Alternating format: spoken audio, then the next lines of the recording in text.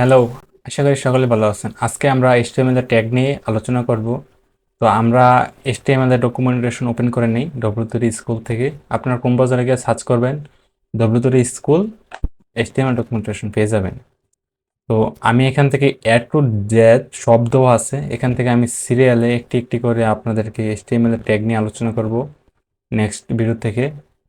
তো আজকে আমরা যে তিনটি ট্যাগ নিয়ে আলোচনা করব সেটি হলো অ্যাঙ্কর ট্যাগ, ABBR ট্যাগ, দেন অ্যাড্রেস ট্যাগ।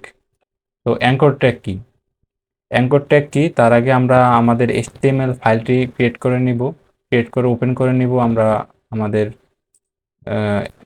কোডের ধরে। তো আমি HTML ফাইল ক্রিয়েট করে রাখছি। আপনারা যদি না পারেন আগের ভিডিওটি দেখে নেবেন। আমি আগের ভিডিওতে দেখেছি কীভাবে HTML ফাইল ক্রিয়েট করতে হয়। তো আমরা এখান থেকে ওপেন উইথ ভিজুয়াল স্টুডিও করব। HTML ফাইলটি index.html দিয়ে আপনারা যে কোনো নাম দিয়ে বা লাস্টে HTML দিতে হবে এক্সটেনশন, ওকে ওপেন করে নেবেন। তো আমরা দেখেছিলাম যে HTML যে স্ট্রাকচার সেটি কিভাবে ভিজুয়াল স্টুডিওতে শর্টকাটে আনা যায়। আপনারা শিফট চেপে নট ইকুয়াল দিবেন, দেন এন্টার দেবেন। দেখতে পাচ্ছেন যে HTML স্ট্রাকচার চলে এসেছে আমার কোডের ভিতরে। তো আমি অ্যাঙ্কর ট্যাগ নিয়ে প্রথমে আলোচনা করব। আর ডক টাইপ কি? ডক টাইপ কিন্তু আগের ভিডিওতে আমি দেখিয়েছি ডক টাইপ কি হয়। তো দেখতে পাচ্ছেন আমি যখন অটো এনেছি যে ডক টাইপ এখানে এসেছে, এটি হলো HTML5 এর একটি অ্যাট্রিবিউট। তো আমরা এখন অ্যাঙ্কর ট্যাগ দেখব। অ্যাঙ্কর ট্যাগ কি? ডিফাইন্স এ হাইপার লিঙ্ক, মানে অ্যাঙ্কর ট্যাগ আমাদের একটি হাইপার লিঙ্ক দিতে প্রোভাইড করার জন্য একটি অ্যাট্রিবিউট দেয়। তো আমরা আগে অ্যাঙ্কর ট্যাগ দিব। আমরা অ্যাঙ্কর ট্যাগ কীভাবে লিখে বা ট্যাগ কীভাবে লিখে সেটি দেখেন আগে। গ্রেটার দেন এ ক্লোজ করবেন।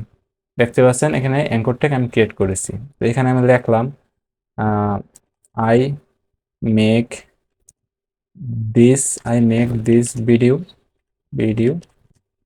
for you. তো আমি এখানে বলেছি যে আমি ভিডিওটি ইউটিউব পর্যন্ত তৈরি করছি। তো এখানে আমি এটিকে ওপেন করে নিব। ওপেন করার জন্য কি করব? আগে আমরা এটিকে সেভ করব, কন্ট্রোল S দিয়ে সেভ করব। সেভ করার পরে আমরা যে ফাইলটি, এই ফাইলটিকে ওপেন উইথ ক্রোম ব্রাউজার বা যে কোনো ব্রাউজার ওপেন করে নিব। আমি ক্রোম ব্রাউজার ওপেন করতেছি, ওপেন উইথ ক্রোম ব্রাউজার। দেখতে পাচ্ছেন এখানে I make this video for YouTube এই লেখাটি চলে এসেছে। তো এখন আমি চাচ্ছি যে এখানে যখন কেউ ক্লিক করবে তখন যেন আমার চ্যানেলে নিয়ে যাই। তো সেটি কিভাবে করব আমরা? সেটি করার জন্য আমার চ্যানেলের যে ইউআরএলটি আছে আমি আগে সেটিকে কপি করব। তো আমি আমার চ্যানেলে যাই আগে। আমার চ্যানেল, তো এটি হলো আমার চ্যানেলটি। হ্যাঁ, তো এই চ্যানেল থেকে আমি আমার ইউআরএলটি কপি করব। কন্ট্রোল C দিয়ে কপি করলাম। তো কপি করার পরে আমি চাচ্ছি যে যখন কেউ এই লিঙ্কে ক্লিক করবে, এই লেখাটিতে ক্লিক করবে, তখন যেন আমার চ্যানেলে নিয়ে যায়। কীভাবে করবো সেটি? তার জন্য আমাদের অ্যাঙ্করটা একটি অ্যাট্রিবিউট দেয়, সেটি হলো HEHREF হার্ব। তো এটি হলো কি, এখানে আমি যে লিঙ্কটি দিব ঠিক সে লিঙ্কে আমি যখন এই লেখাতে ক্লিক করব এটি ওপেন হবে ব্রাউজারে। তো আমি লিঙ্কটি দিয়ে দিলাম, এই লিঙ্কটি দিলাম এখানে আমার ইউটিউব চ্যানেলের লিঙ্কটি দিলাম। তো এখন আমি সেভ করলাম, কন্ট্রোল S সেভ করে আমি ব্রাউজারে গিয়ে রিফ্রেশ করলাম। তো রিফ্রেশ করার সাথে সাথে দেখতে পাচ্ছেন যে একটি কালার চেঞ্জ হয়েছে, কারণ এটিতে আমি লিঙ্ক করেছি তাই এটি কালার চেঞ্জ হয়েছে। এখন যদি আমি এটি কালো রাখতে চাই তাহলে আমাকে CSS এ করতে হবে। এখন আমি CSS প্লে লিস্ট নিয়ে আসবো, তখন আমি দেখাই দিব কিভাবে কালার করতে হয়। তো আমি এখানে ক্লিক করব। যখনই আমি এখানে ক্লিক করলাম তো দেখতে পাচ্ছেন এখানে ঘুরতেছে, আমার ওই চ্যানেলটি ওপেন হবে। তো আমার চ্যানেলটি ওপেন হয়ে গেছে, দেখতে পাচ্ছেন এই যে ওপেন হয়ে গেছে, বাংলা হয়ে আছে কারণে আই নো। যাই হোক, আমার চ্যানেলটি এখানে ওপেন হয়ে গেছে। তো ওপেন হওয়ার সাথে সাথে দেখতে পাচ্ছেন এর লেখাতে ক্লিক করাতে আমার চ্যানেলটি ওপেন হয়ে গেছে। তো এখন চাচ্ছি যে আমি যখন এই লেখাতে ক্লিক করবো তখন ইউটিউব ওপেন হবে। তো সেটি কিভাবে করব?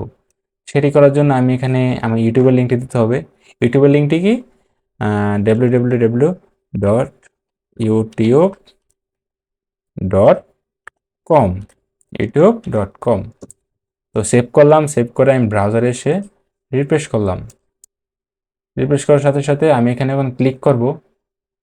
ইউটিউবের ইউআরএলটি পাই নাই। আমরা ইউটিউবের লিঙ্কটি কপি করে নিই। YouTube YouTube youtube.com। তো আমরা ইউটিউবের ইউআরএলটি পেয়ে গেছি, আমরা এখানে সেটি দিব। তো ইউটিউবের ইউআরএল https://www.youtube.com। আমরা যখন এখানে এসে রিফ্রেশ করব, আমরা ক্লিক করে রিফ্রেশ করব এবং যখন আমরা এই লিঙ্কে ক্লিক করব তখন ইউটিউবে ওপেন হবে। ক্লিক করলাম, দেখতে পাচ্ছেন এখানে ইউটিউব ওপেন হয়ে গেছে আমার। তো অ্যাঙ্কর থেকে কাজ মূলত এটাই যে যে কোনো লিঙ্কে দিবেন আপনি, ওই লিঙ্কে আপনারকে নিয়ে যাবে ক্লিক করার সাথে সাথে ওই টেক্সে। তো এখন আমরা দেখব এখানে আর কি এবিআর ট্যাগ কি, এবিবিআর ট্যাগ কি। এখানে কি লিখছে, defines an abbreviation or an acronym. অর্থাৎ আমি এটি যখন ইউজ করবো ট্যাগটি, সেটির একটি ফুল ফর্ম, অর্থাৎ আমি একটি শর্ট ফর্ম ইউজ করব। যখন ওইখানে কেউ মাউস নিয়ে যাবে বা কার্সর নিয়ে যাবে তখন সেটির ফুল ফর্ম দেখাবে, বা আপনি যেটি দেখাতে চাচ্ছেন সেটি দেখাবে।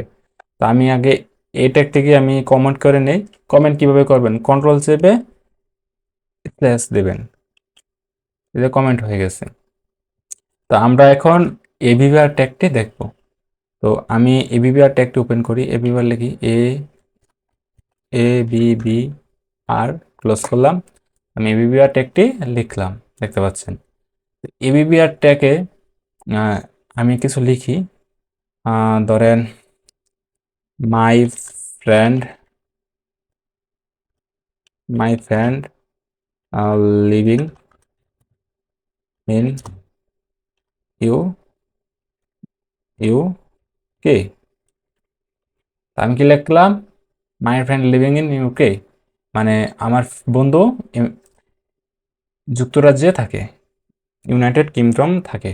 তো আমি একে ব্রাউজারে ওপেন করি আগে।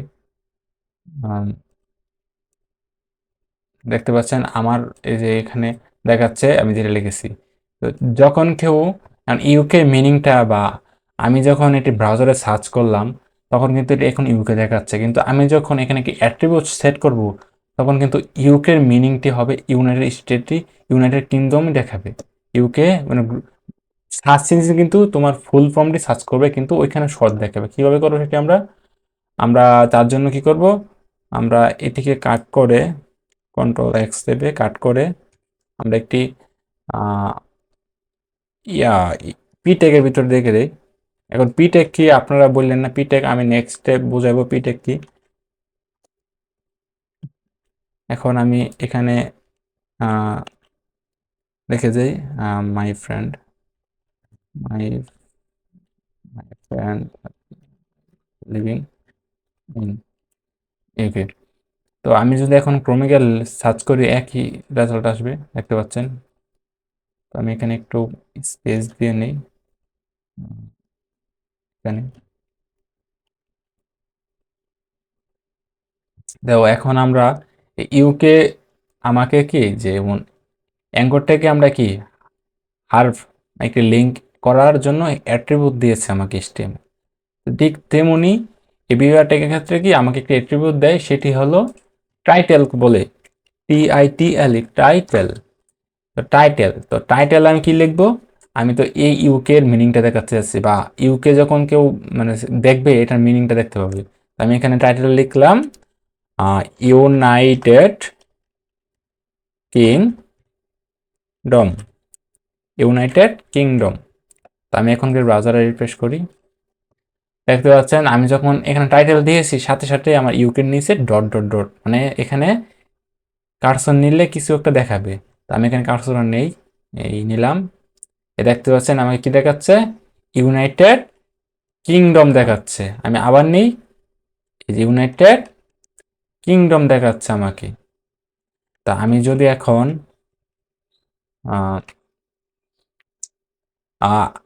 এখানে এইভাবে আমরা অ্যাড করতে পারি, দেন আমরা আরও কিছু অ্যাড করতে পারি। ধরেন এটাই কপি করে নিই, কপি করি, মাই ফ্রেন্ড লিভিং বিডি, এখানে বিডি লিখলাম মানে বাংলাদেশ। হ্যাঁ, আচ্ছা I the, I am living in Bangladesh, I am I am living in Bangladesh. আমরা যদি ব্রাউজারকে রিফ্রেশ করি, দেখতে পাচ্ছেন এখানে চলে এসেছে। তো এখানে আমি টাইটেলে যদি বাংলাদেশ দিই, বাংলাদেশ, বাংলাদেশ রিফ্রেশ করে, তো এখানে দেখেন এখানে ইউকে নিচে ডট ডট দেখাচ্ছে, বিডি নিচে ডট ডট দেখাচ্ছে, কারণ আমি এখানে অ্যাট্রিবিউট দিয়েছি এবিআর ট্যাগের মাধ্যমে। তো এখানে যে আমি কাজটা নেই, এ দেখেন বাংলাদেশ দেখাচ্ছে। তো মূলত এবিবিআর ট্যাগের কাজই হলো এটা, যে কোনো কিছু শর্ট লিখতে চাইলে ওইটার মিনিংটা তুমি সেট করে দিতে পারবে, বা সার্চ ইঞ্জিনে যখন কেউ সার্চ করবে ওইখানে ফুল মিনিংটাই সার্চ হবে, কোনো শর্ট ফর্মে সার্চ হবে না। যেহেতু আমি এটা এবিবিআর ট্যাগের মধ্যে লিখেছি, এবিবিআর টাইটেলে যেটা আছে সেটা দিয়ে সার্চ হবে। তো এখন আমরা অ্যাড্রেস দেখব। অ্যাড্রেস ট্যাগ কি? হয়তো অ্যাড্রেস ট্যাগ দেখাতে অনেকে বুঝে গেছেন যে অ্যাড্রেস ট্যাগ কি হতে পারে, তো আমি এটা কমেন্ট করে নিলাম। এখন আমরা অ্যাড্রেসটা লিখব। অ্যাড্রেসটা কি বলে কি, এ এ ডিডি আর ই, এ ডিডি আর ই এস এস, অ্যাড্রেস। আমি অ্যাড্রেস ট্যাগটা লিখে নিলাম। তো অ্যাড্রেস ট্যাগের মধ্যে কি লেখা, মূলত অ্যাড্রেস ট্যাগটা হলো আপনার ওয়েবসাইটে যখন বা কোনো সফটওয়্যার ওয়েবসাইট যে কোনো জায়গায় অ্যাড্রেস দেখাতে যাবেন, আপনি আপনার বা ক্লায়েন্টের অ্যাড্রেস শো করতে যাবেন, তখন আপনি এই অ্যাড্রেস ট্যাগের ভিতরে লিখবেন যখন কোনো ডাটা শো করতে যাবেন অ্যাড্রেস। তো আমি যদি একটা ওয়েবসাইট ওপেন করি, কি ওয়েবসাইট ওপেন ধরেন ঢাকা দিয়েছে, ঢাকা ইউনিভার্সিটি, এই যে ঢাকা ইউনিভার্সিটি ওয়েবসাইট আছে, এখানে হয়তো অ্যাড্রেস দেওয়া থাকবে আমি শিওর। কি হ্যাঁ করে অ্যাড্রেস কোথায় দেওয়া আছে, এই যে এখানে তাগো অ্যাড্রেস দেওয়া আছে, ঢাকা ইউনিভার্সিটির অ্যাড্রেস দেওয়া আছে। তো আমি এই অ্যাড্রেসটা কপি করে নিই, কি সুন্দর করে দেওয়া আছে দেখেন, অ্যাড্রেস ফুটারে দেওয়া আছে, কন্ট্রোল সি থেকে কপি করলাম, দেন এই অ্যাজ অ্যাড্রেস ট্যাগের ভিতরে পেস্ট করলাম। এখানে একটু এগুলোর স্টাইল করে নিই, কন্ট্রোল এস চেপে সেভ করলাম। এখন আমি যদি ব্রাউজারে গিয়ে রিফ্রেশ করি, দেখতে পাচ্ছেন যে এখানে তাদের ফুল অ্যাড্রেসটি চলে এসেছে, কিন্তু এখানে এক লাইনে আসতেছে।